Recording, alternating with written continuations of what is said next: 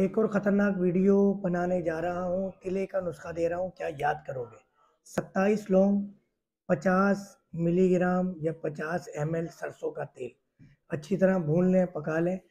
लौंग समेत किसी शीशे के मर्तबान जार के अंदर शीशे में भर लें 50 ml। ठीक है जी।